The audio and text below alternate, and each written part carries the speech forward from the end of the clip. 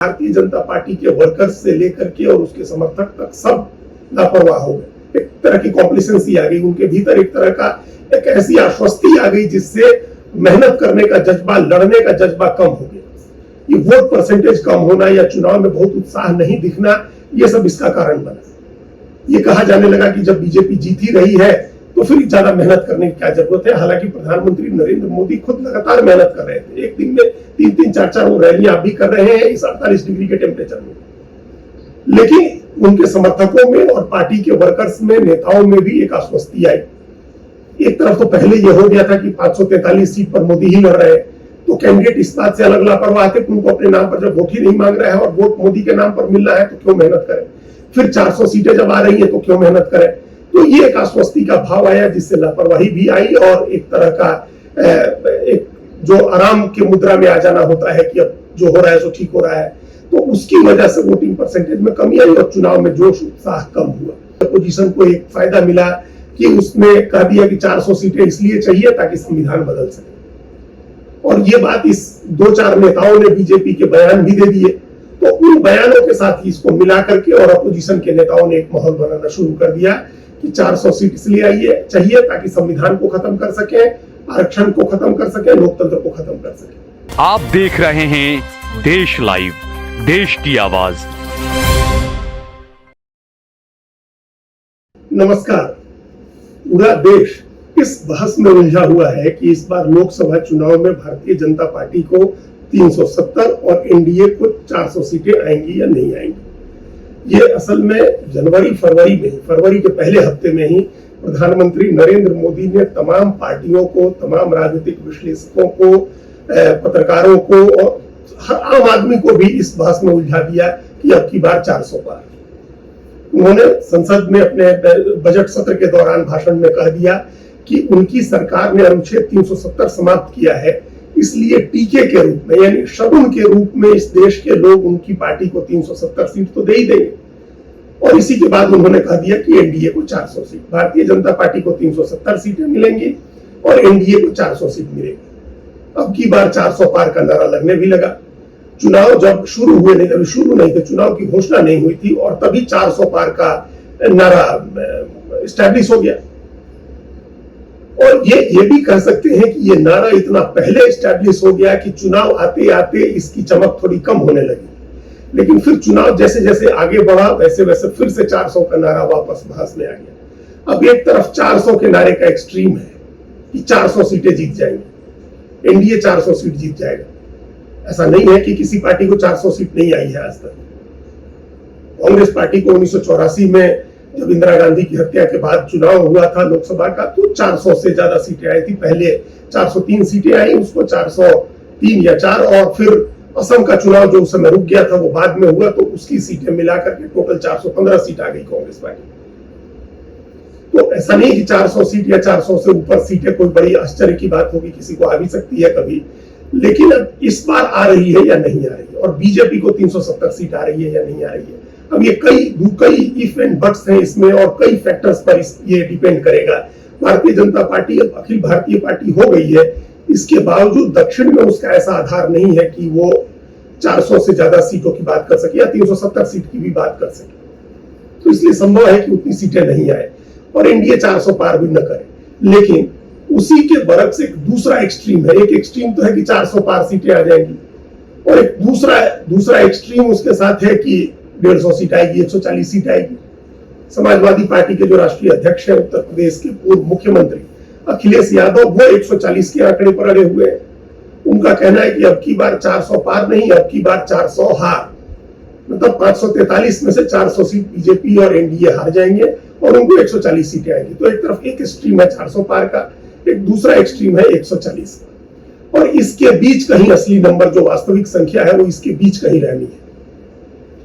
लेकिन ये वो कितनी सीटें रहेंगी, कितने नंबर्स हैं, इसको लेकर के कई तरह के स्पेकुलेशन है, कई तरह के अलग अलग जो जिस विचारधारा को मानने वाली है, जो जिस धारणा को मानने वाले लोग हैं वो अपने अपने हिसाब से संख्या निकाल रहे हैं। एक जो मोदी और बीजेपी विरोधी एक खेमा है जो 220 सीट पर अड़ा हुआ है, जिसमें केंद्रीय वित्त मंत्री निर्मला सीतारमन के पति भी है प्रकला प्रभाकर, और वो सहित कई लोग हैं जो 220 सीट देते हैं। योगेंद्र यादव 240 से 260 सीट देने वाले हैं, वो भी सफोलॉजिस्ट है, बड़े और अपोजिशन के खेमे में है। तो अपनी अपनी सुविधा से हर व्यक्ति जो है वो सीटों का आकलन कर रहा है कि कितनी सीटें आ जाएंगी। शांत किशोर ने कहा हुआ है कि 300 के ऊपर सीटें होंगी। 303 जो सीटें हैं अभी बीजेपी की, वो उसको बेटर कर सकती है, लेकिन 370 नहीं आएगी। तो अपनी अपनी सुविधा, अपनी अपनी विचारधारा के आधार पर लोग अपने सीटों की संख्या का अनुमान लगा रहे हैं। लेकिन असली चीज ये नहीं है कि सीटों की संख्या कितनी होगी। असली चीज ये है कि प्रधानमंत्री ने सीटों की संख्या की बहस में उलझा दिया सबको। बहुमत का आंकड़ा 272 सीट का होता है और वो बहुत पर्याप्त होता है सरकार बनाने के लिए, एक मजबूत सरकार बनाने के लिए।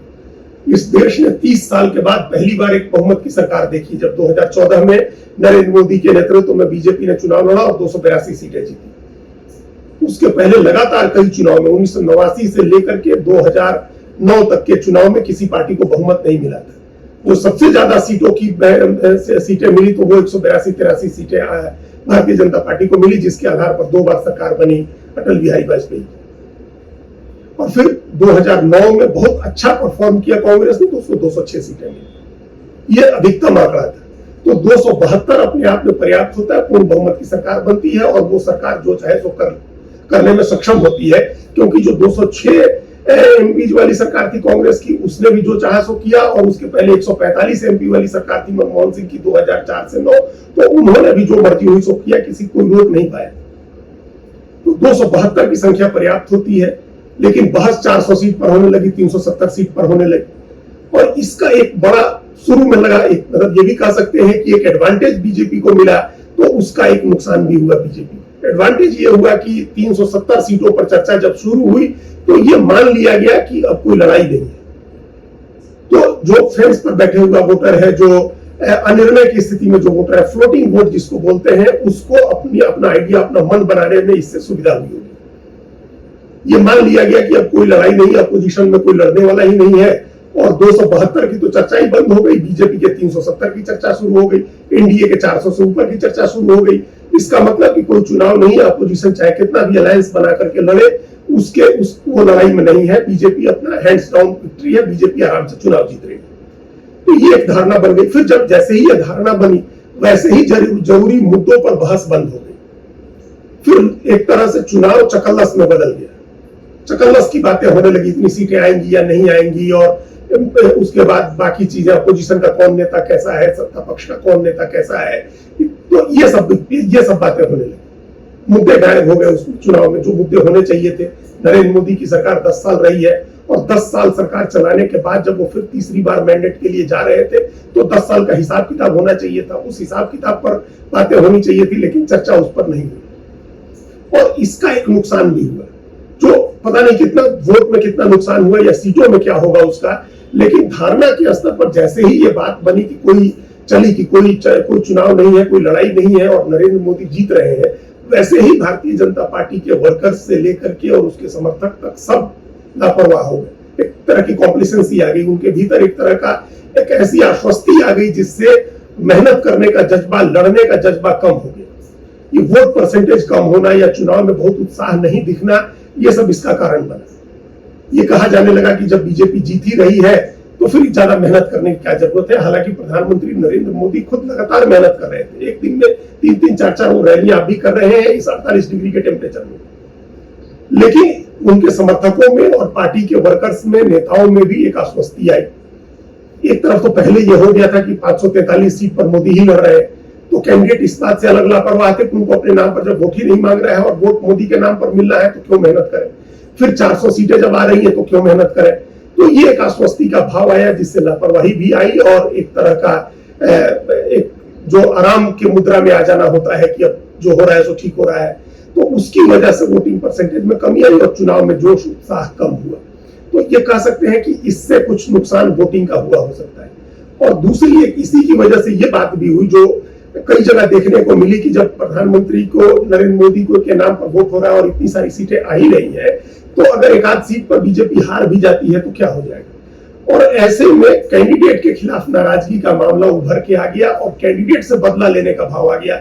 वो कई जगह पार्टी के कैडर में भी दिखा है, पदाधिकारियों में भी दिखा है, कार्यकर्ताओं में भी दिखा है। कई जगह जो लगातार इस आश्वस्ति के भाव में बीजेपी ने अनेक जगह लोगों को रिपीट कर दिया, जो पुराने एमपी थे या बाहर से आए हुए लोगों को टिकट दे दी, तो उनको हराने का, बदलने का एक माहौल बन गया उनके क्षेत्र में। ये कहा जाने लगा कि जब 400 सीट आ ही रही है तो इस एक सीट पर हार जाने से क्या होगा। अब इसका नुकसान कितना हुआ, अंततः कितना नुकसान हुआ, ये तो नतीजे आने के बाद पता चलेगा। लेकिन कई जगह से ऐसी रिपोर्ट आई कि लोगों ने ये माना कि नरेंद्र मोदी जीत ही रहे हैं तो एक सीट हार जाने से क्या होगा, जब उनको 400 सीटें आ रही हैं। तो इसका एक्चुअल नुकसान कितना हुआ ये पता चलेगा चुनाव के बाद। लेकिन फायदा जो हुआ वो स्पष्ट दिख रहा है। चुनाव का पूरा डिस्कोर्स बदल गया। अपोजिशन का सारा हमला इस बात पर होने लगा कि 400 सीटें आएंगी कि नहीं आएंगी।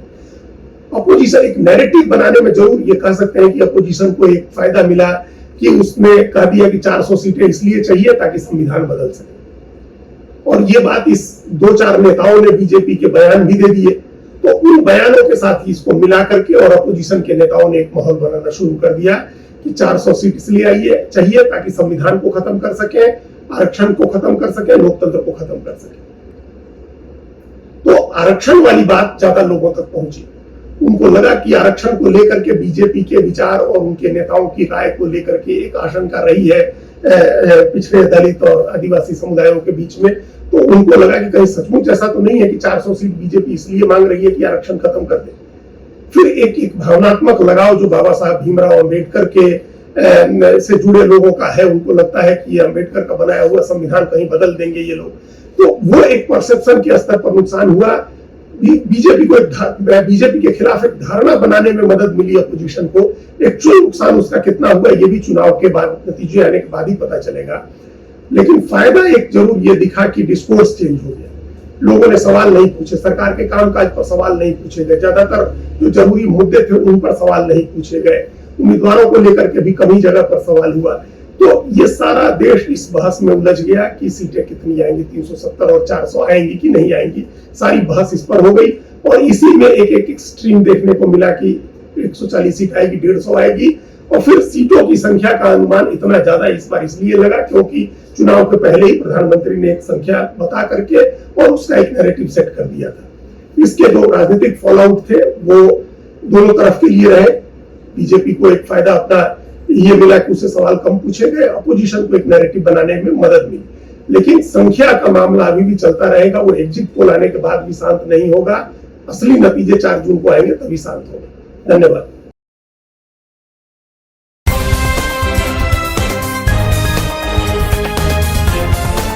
देश और दुनिया की तमाम छोटी और बड़ी खबरों के लिए हमारे चैनल को सब्सक्राइब करना न भूलें और बेल का बटन जरूर दबाएं।